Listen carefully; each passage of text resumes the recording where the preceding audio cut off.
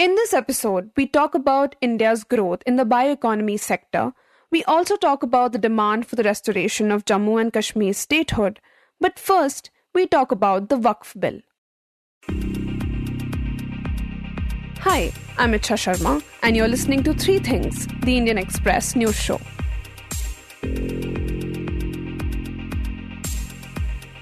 The Tamil Nadu Legislative Assembly passed a resolution yesterday urging the union government to withdraw the Waqf Amendment Bill 2024, calling it a direct infringement on the religious and property rights of the Muslim community. The bill proposes changes to the management and regulation of Waqf properties, which under the Muslim law are the kind of properties given in the name of God for religious and charitable purposes. There are some big changes that the government has proposed through the new bill. And these changes include the name of the bill, and it has made a major change in the nature of the way that Waqf properties are going to be administered and how they are going to run if the bill becomes an act and is passed by the parliament. This is the Indian Express's Asad Rehman, who has been reporting on the case for the newspaper. So the Waqf Bill that the government tabled in August has made some sweeping changes to how the Waqf properties across India, and they're there in almost all the states of the country, and how they're going to function and how the government is going to keep a tab on them.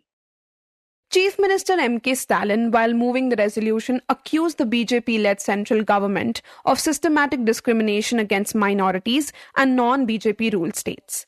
Meanwhile, the All India Muslim Personal Law Board has announced a nationwide agitation against the bill, while the Imrat-e-Sharia, a prominent Muslim organization in Bihar, boycotted an iftar event hosted by Chief Minister Nitish Kumar in protest. Public demonstrations have taken place in Delhi, Uttar Pradesh and Maharashtra, with organizations demanding that the government withdraw the bill or send it for further review before parliamentary approval. Now, Asad says that one of the most controversial aspects of the bill is the inclusion of non-Muslim officials in Waqf boards.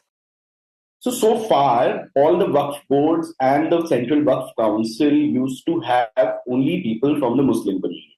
Now, the new bill has a provision which makes it possible for a non-Muslim Waqf board CEO and several members in the Waqf board can be from outside the Muslim community. Now, this is something that has been flagged by Muslim organizations, opposition parties, saying that how can you include non-Muslims in a concept which is purely religious? Now, Waqf is a religious Islamic concept, and by the inclusion of non-Muslim in Waqf boards, like the Waqf board CEO can be non-Muslim, and the Waqf council official members can also be non-Muslims. So the Waqf Council has some MPs, some eminent personalities, someone who knows Islamic jurisprudence. Now, inclusion of non-Muslims in these bodies is something that the Muslim organizations and the opposition parties have flagged as saying that this goes against the constitution, which gives all the communities in the country the right to practice and have their religious practices. So that's the problems that is being flagged by the All India Muslim Personal Law Board, and opposition parties like the Congress, Samajwadi Party, AIMIM led by Mr. Asaduddin Owaisi. So that's the problem. Like the opposition parties are drawing comparison with temple boards, asking how can you include non-Muslims in bodies which are for a religious purpose? So that is the main issue with regard to having non-Muslims as Waqf board CEOs or Waqf council members or Waqf board members.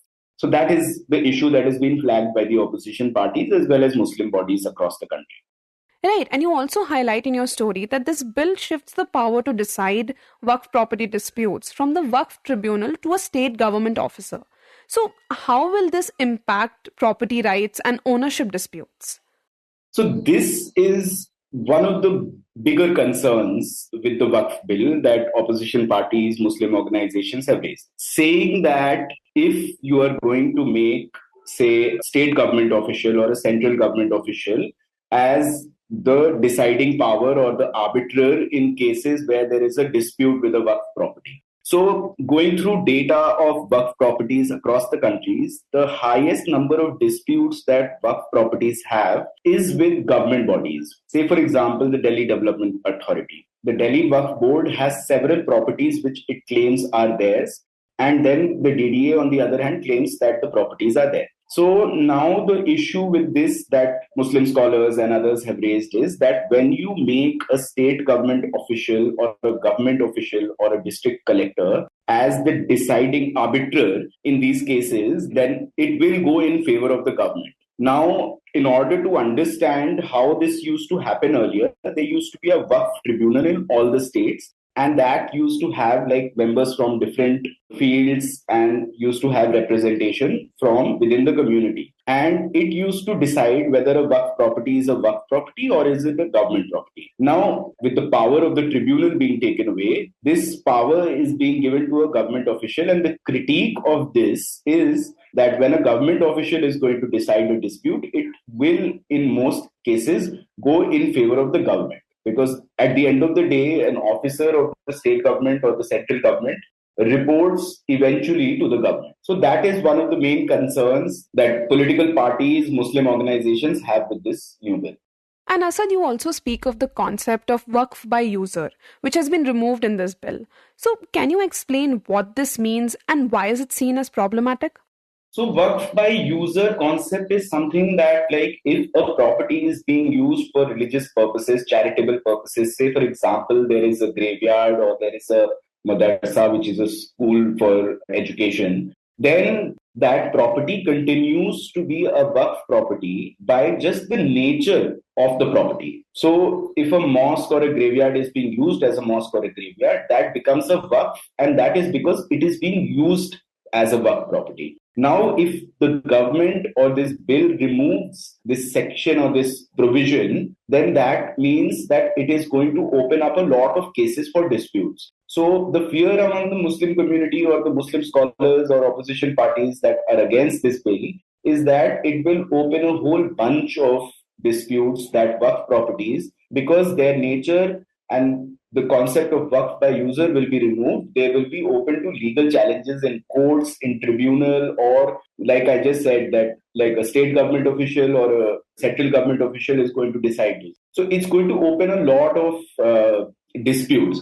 Say, for example, there is a mosque in a city which is being used as a mosque for 50 years, 100 years. Now, if that property or the people who are overseeing that property do not have a valid Waqfnama, which is like a legal document, then in that case, so far, they were protected under the concept of Waqf by user. But once this Waqf by user concept is done away with, then those properties are going to be open to legal disputes. And that is the apprehension among the Muslim scholars, Muslim communities, organizations, political parties that are opposing the bill.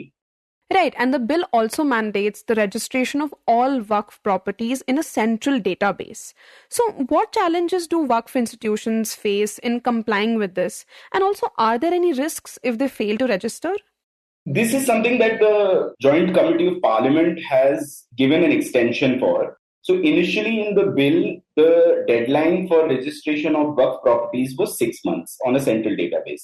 Now, the fear or the apprehension is that if there is a deadline for this registration, and because this will be a new concept for Waqf properties in remote parts of the country where there might be access to internet, computers or not, or even if there is, even if for any logistical purposes, a property is not registered as a Waqf property on the central database, then that can result in the property losing its Waqf character. Now, this is something that is also being flagged by from various quarters, and the Joint Committee of Parliament on the Waqf Amendment Bill has somewhat relieved the Waqf Mutawallis, they are called, the caretakers, to do it within 6 months, and they've said that it can be done beyond the 6 months, but the caretaker of a particular Waqf property which fails to register it as a Waqf property will have to give a reason and explanation as to why this database updation has not been done.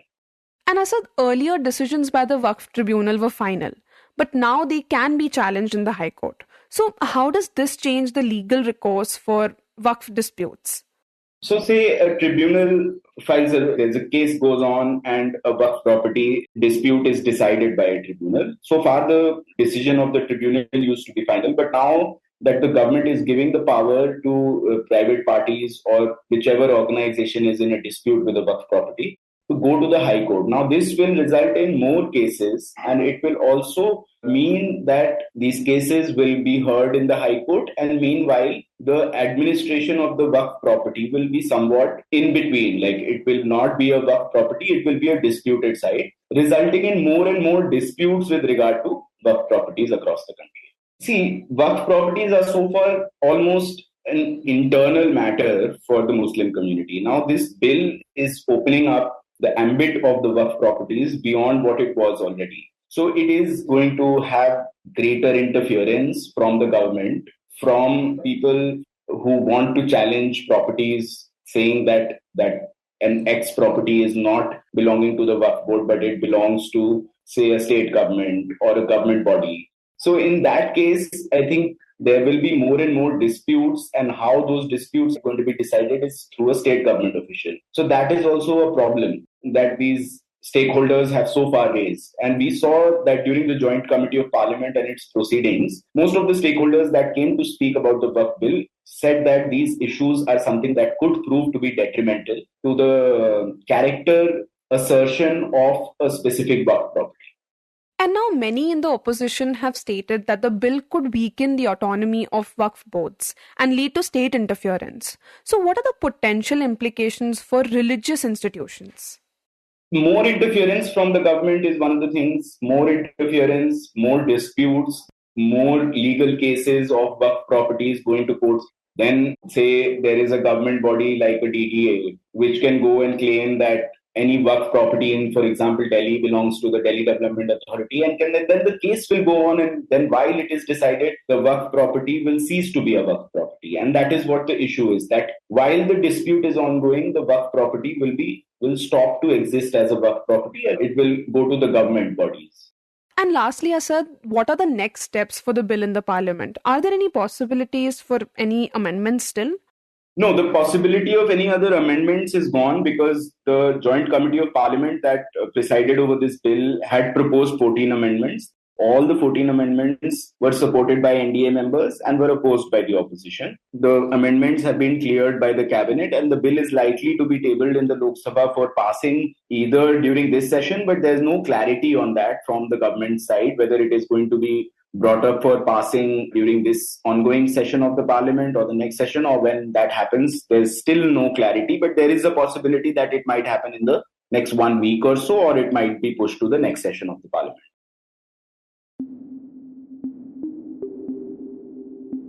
And next, we talk about India's bioeconomy sector.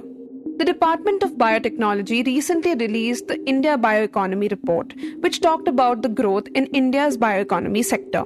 The report said that the value of India's bioeconomy in 2024 was more than $165 billion. The sector accounted for 4.2% of the country's GDP.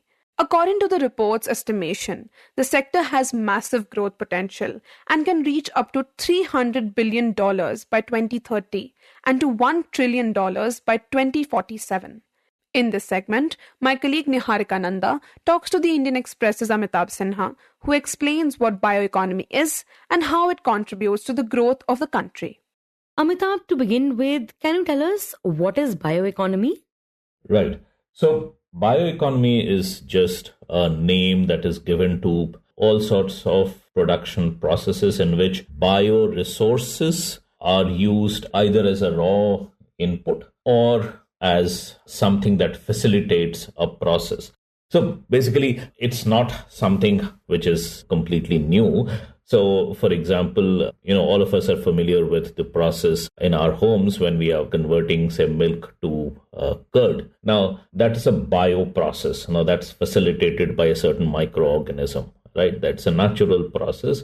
And we leave the milk, it converts into curd overnight. Now, if this is something that is done on an industrial scale, it will become part of what is called as bioeconomy. And there are lots of things wherein biological resources like plants or say, microorganisms they are, or, something from them is used for some economic activity. Now, another example which is getting popular, plant-based meat, for example. Now, plant-based meat production, it's lab-grown meat, that would, become part of what is called the bioeconomy. So we are using biological processes. We are using processes that are found in nature as opposed to chemical processes, which are those are mostly synthetic kind of processes. That's the difference. So anything that involves biological resources and bioprocesses, they are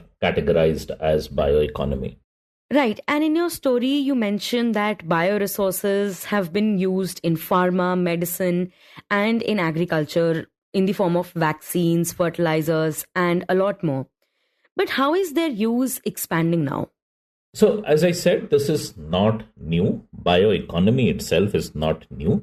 And these kind of natural process or biological processes have been used in pharmaceutical industry, in agriculture, in healthcare for a long time. Biotechnology that we keep hearing about is all about this, isn't it? Biotechnology, or biotech as it is often called, is about using biology-based or biological resources-based technologies. And that's something that we are familiar with. The newer things that we are talking about, there are lots of new modern biology allows a lot of new processes which can sort of substitute our existing products. And the whole point of this is, we are trying to mimic nature. The idea being that when you are adopting processes that happen in a natural way, that are already prevalent in nature, they are going to be much more eco-friendly, they are going to be much more sustainable. And these are very important attributes in our times. So one example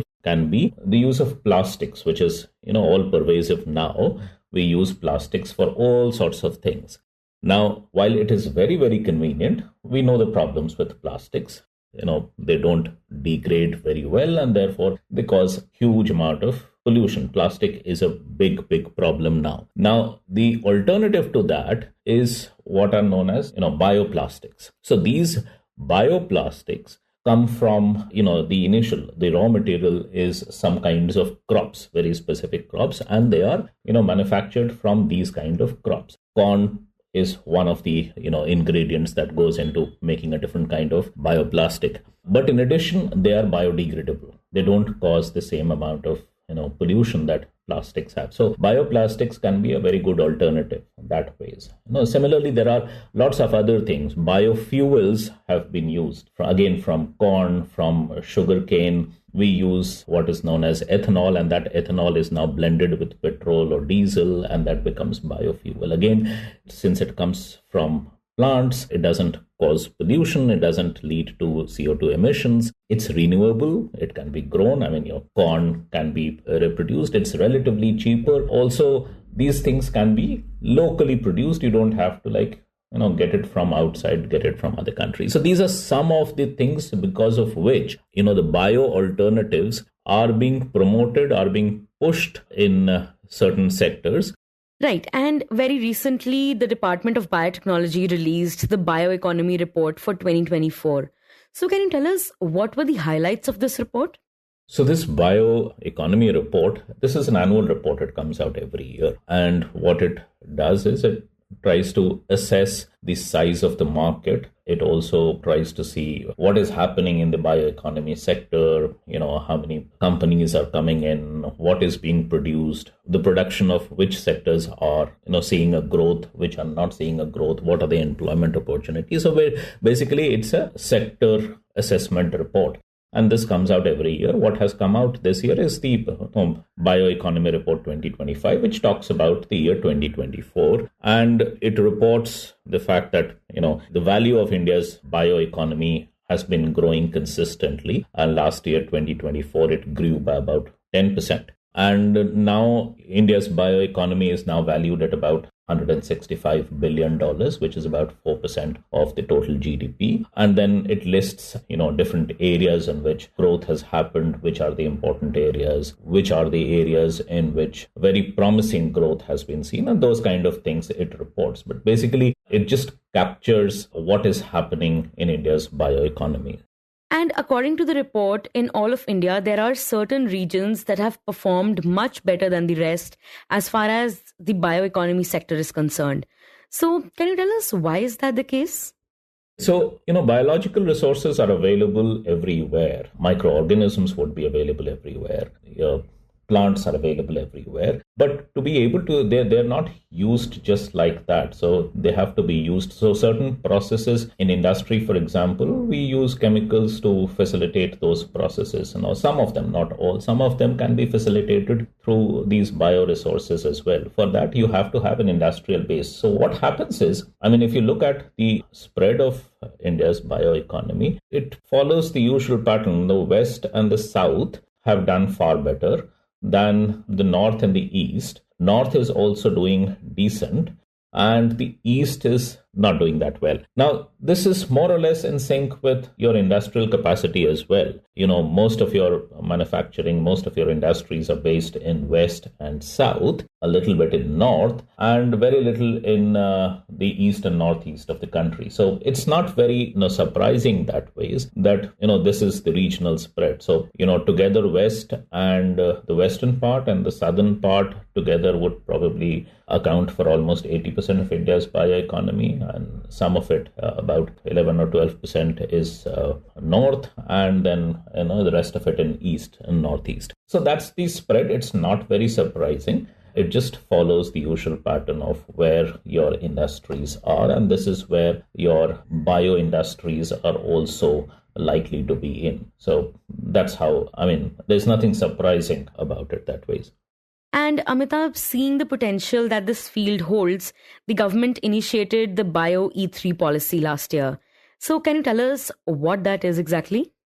Yes. So the Bio E3 policy is, designed specifically to promote bioeconomy. And why do we need that? For specifically the kind of reasons that we talked about, that some of the processes are much more sustainable. They are nature-based, solutions. They are relatively cheaper. They are homegrown solutions. So for all these reasons, we need to promote bioeconomy. And that is what the Bio E3 policy seeks to do. So Bio E3. So E3 actually stands for economy, environment, and employment. So the idea is that this biotechnology for economy, environment, and employment, that is what Bio E3 stands for. And the policy is about giving a push to the bioeconomy, to biomanufacturing, setting up industries where these kind of biological processes become the basis for production in whatever sectors it is convenient, and then linkages between laboratories, between universities and industries, incentivizing startup culture in bioresources, bioeconomy. So those kind of things. So Bio E3 policy specifically wants to do that, and this was launched last year. As of now, I think it has started assessing the first project reports. What can be launched there? And I think it has called for, applications on CCUS site, carbon capture and utilization technologies, which are very, very important from the climate change perspective. And Amitabh, what are some of the challenges that are faced by India in the field of bioeconomy, and how are they being dealt with?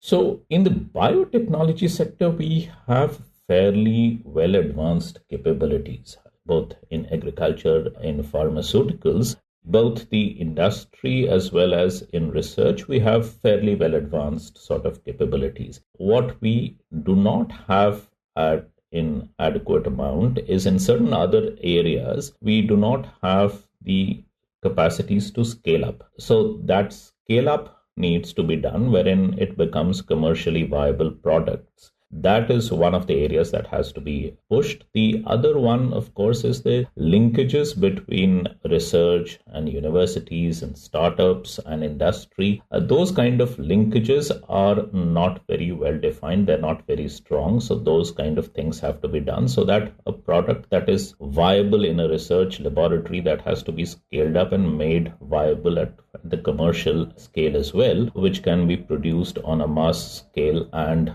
become a cheap product that is easily accepted in the market. So those kind of things need to be done. And of course, there are newer areas wherein a lot of research is required.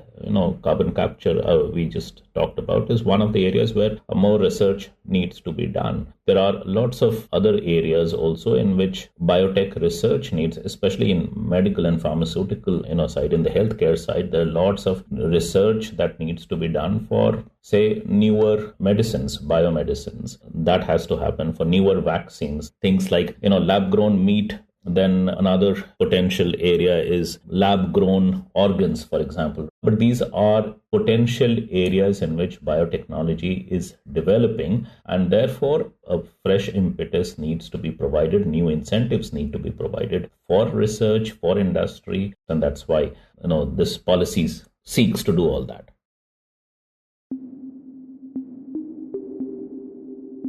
And in the end, we talk about Jammu and Kashmir.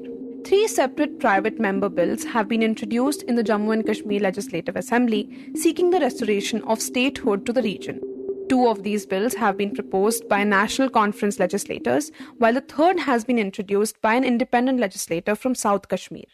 The bills, which are set to be discussed on 7th of April, call upon the Government of India to fulfill previous commitments regarding Jammu and Kashmir's statehood.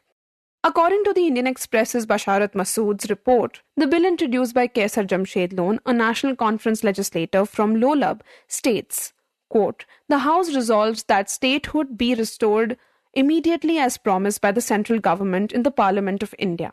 Another private member bill introduced by Hilal Akbar Lone, also of the National Conference, echoes similar sentiments, referring to the statements made by Prime Minister Narendra Modi and Home Minister Amit Shah regarding the eventual return of statehood. However, no official timeline has been given by the central government so far.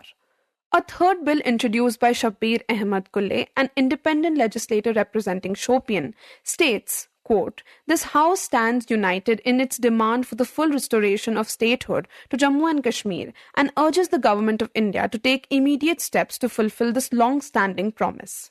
Masood explains how these bills are part of a broader political demand from several regional parties, including the National Conference and other opposition groups, who have emphasized that statehood was among their key electoral commitments. The debate over statehood follows the 2019 revocation of Article 370, which led to Jammu and Kashmir being reorganized into 2 union territories, Jammu and Kashmir and Ladakh.